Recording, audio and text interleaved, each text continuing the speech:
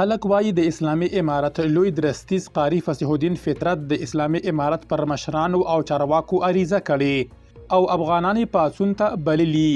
نوموړی وایي هغه کسان چې په ټولنه کې د ظلم پر وړاندې دریږي د ټولنې اتلان یادېږي. درنو لیدونکو ستړي مشئ.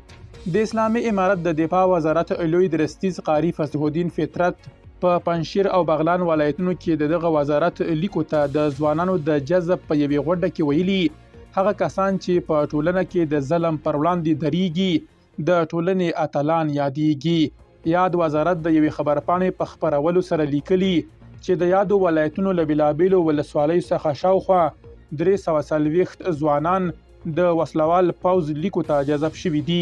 فطرت په دې اړه جوړې شوې غونډه کې له ټولو هیوادوالو غوښتي هغه کسان چې په هیواد کې د ژبې، توکم او سیمې په نوم اختلافونه رامنځته کوي لاسونه یې لنډ کړي. نوموړی دا څرګندونې په داسې مهال کې کوي چې په تیرو 3 کلونو کې هر هغه کس چې د اسلامي امارت د ظلمونو او زور زیاتی په اړه یې غږ پورته کړی بندي شوی، ربړول شوی او په راتلونکي کې په چوپ پاتېدو ګواښل شوي دي. له دې سره دا ډله په ناانډولۍ، توکم پالنې او ژبنیزو تنګلیدیو هم تورنه ده. د اسلامي امارت ډیری چارواکي پر دې باور دي چې په افغانستان کې توکمیز، ژبنیز او سیمه ایز اختلافونه پای ته رسیدلي خو یو شمېر کړۍ نوي اختلافونه رامنځته کوي.